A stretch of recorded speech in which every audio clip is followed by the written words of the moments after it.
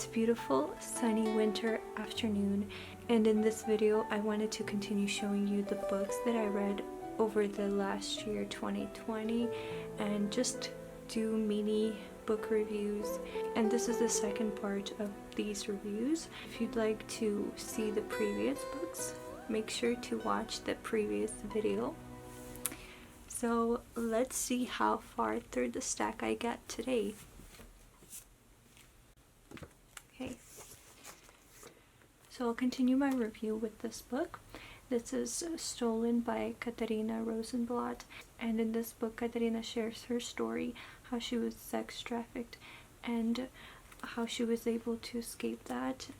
This was the first book that I read about sex trafficking.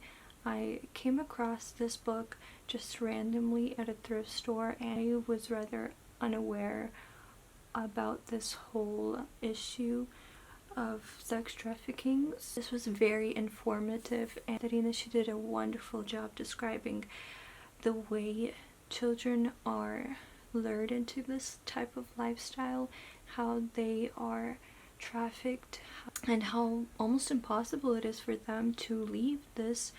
And unfortunately, a lot of these children, they just end up dying from drug addiction, so not many survive. And here she shares her story. She came from a rather broken family, and she sought that attention. She wanted to receive approval from adults, from parents, which she was lacking in.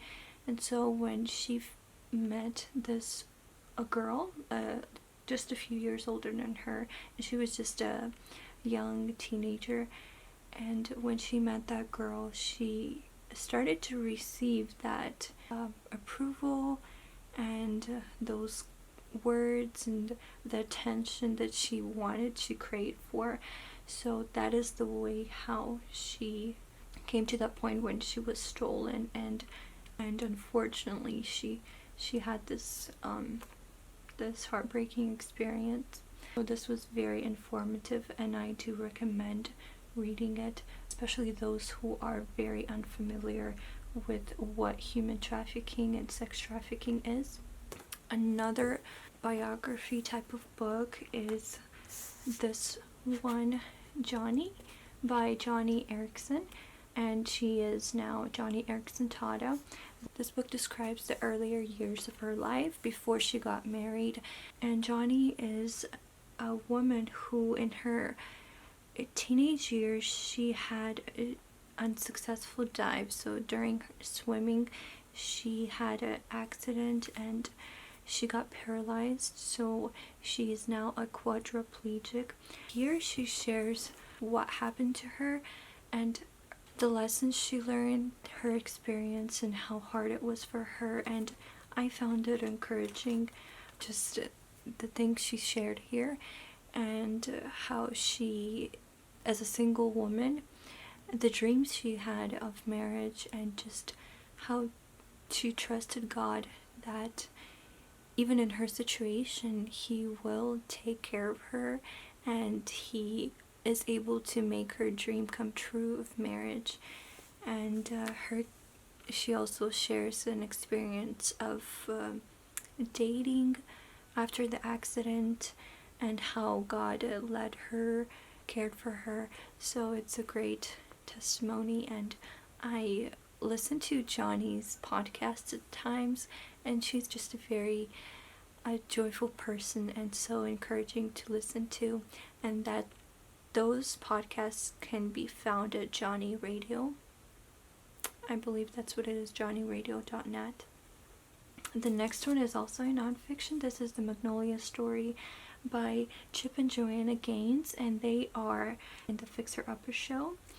And this is just their story of how they came to having this business, and how they met one another, about their family, about their life, and how they were growing in this career, and how God provided for them as well. And I did not read this book, but I did listen to it on audio.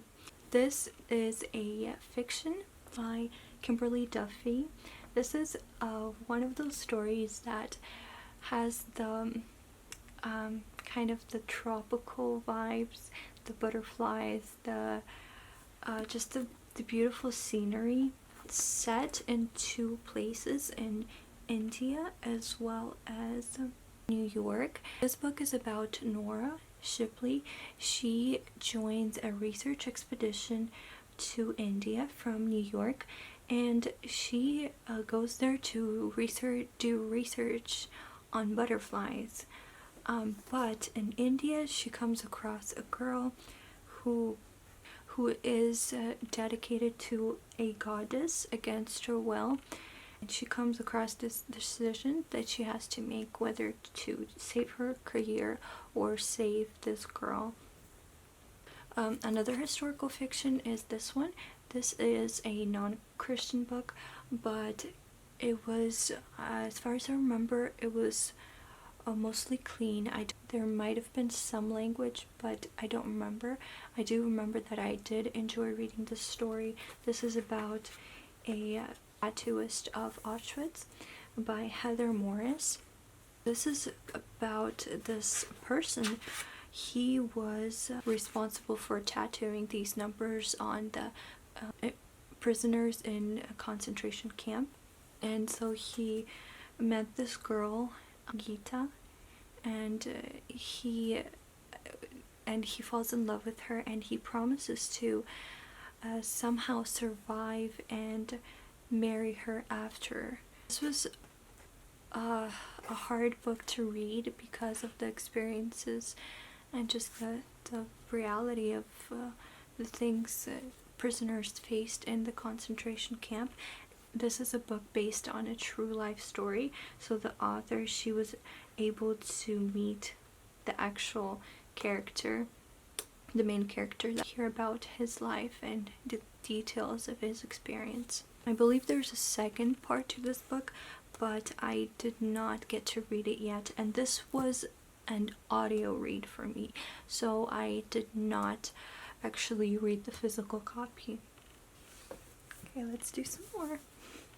And this one is about one of my favorite authors. This is The 5 Silent Years of Corrie ten Boom by Pamelia Rosewell. I read a few books by Corrie ten Boom, and this is just the continuation of her life. These are the last years of her life. So the care worker, the caregiver that was with her, Pamela, she was able to tell of the last years of Corrie. I was quite surprised that Corrie, she actually, the last few years of her life, she was very sick, that she was not able to, I believe she lost her voice. Yes, she suffered a stroke. It was kind of sad to hear about the things she went through, the hard years she went through after having been in a concentration camp, that she went through another hard experience, but it was also encouraging to witness her faith and how surrendered she was to God. This next book is quite similar to the first book I mentioned in this video. This is The Hidden Girl by Shaima Hall. The first book, Stolen, it was Christian, but this one is not Christian, and this is the true story of a modern day child slave. This one talks about Shaima. She lived in Egypt, and unfortunately she was sold to this rich family who later moved to United States of America, and they lived here for a few years, and they were able to illegally have Shaima move in with them as well, move in from Egypt here, and she lived with them for a few years as a slave, and she would do the home chores and stay up very late and wake up very early to serve the family. She lived this way for a few years until someone was able to report on them to the police, and the police started the investigation, and she shares how she was rescued and her healing journey It was very tough, especially because she did not go to school, so she had to catch up on that. The next book I read was this one, The Heart of a Hero by Susan May Warren, and I'll include this one as well. This is the book 3 of the Global Search and Rescue series. This is book 2. I did not read the first one. These books were provided to me by the publisher. They were very adventurous, very interesting. There were so many different things going on. There was a volcano, there was a storm, a flood, and so, as well as some suspense and a lot of things going on. So I did enjoy reading these parts of this series. Even though I did not read the first one, it still was okay for me. I still was able to understand what was going on, so they did not have me confused, but they were very well written. Another book, this is a historical romance, An Appalachian Summer. I don't know if I'm pronouncing this word correctly. So this is about Piper, and she has an opportunity to volunteer as a horseback frontier nursing courier in the Appalachian Mountains. And there's a suitor that is wanting to marry her, but she does not like him, so that was her only option of escape, and where she meets someone else. This book, The Pursuit of God by AW Tozer, is a Christian life spiritual growth book, and this was a first read for me by AW Tozer, and I really liked this book. I really liked his writings, and after reading his book, I want to read, and I actually collected a few of his other books, so I hope to read them.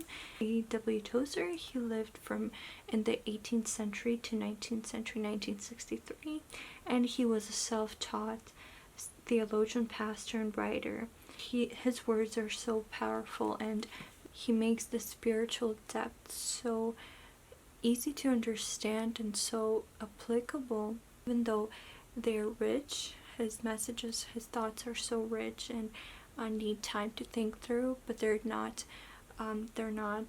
filled with the theological terminology, which is hard to understand, but just simple yet really deep at the same time. Here's another Christian historical fiction, Line by Line by Jennifer Delamere.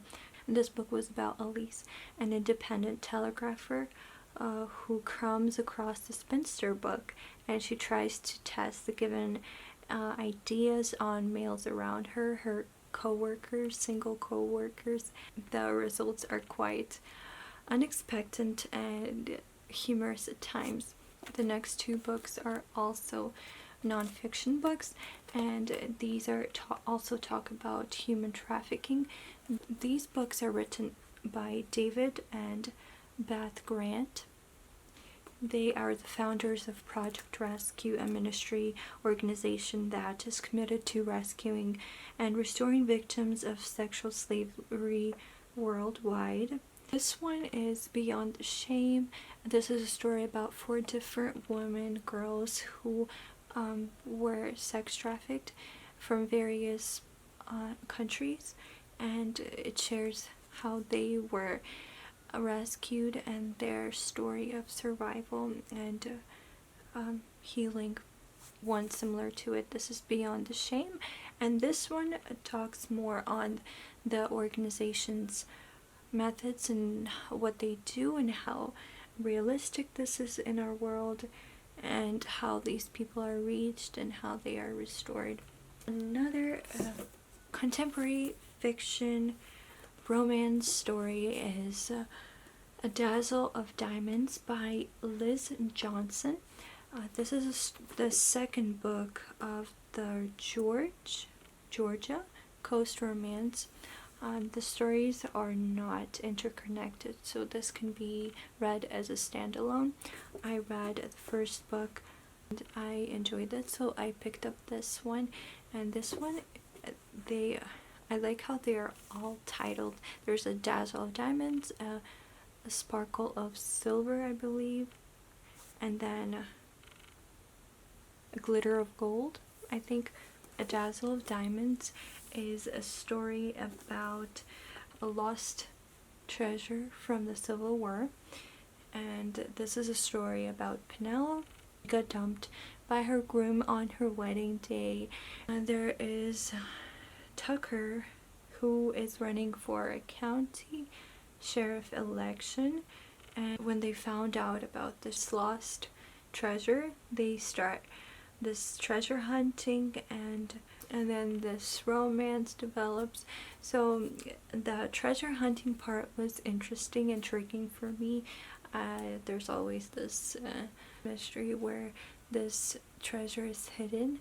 For me, I found the romance, there was too much romance for me. Here's one that was very intense. This is a romantic suspense by Lynette Eason. This is the second book of Danger Never Sleeps, Acceptable Risk, and it involves a military journalist. After being taken hostage, she is rescued, and then back in the US, there's this whole story involving medical doctors, a pharmaceutical company, and deaths of the patients, and her being a patient after this traumatic experience. She starts to suspect that the deaths might be somehow related, and so there's this whole mystery to solve.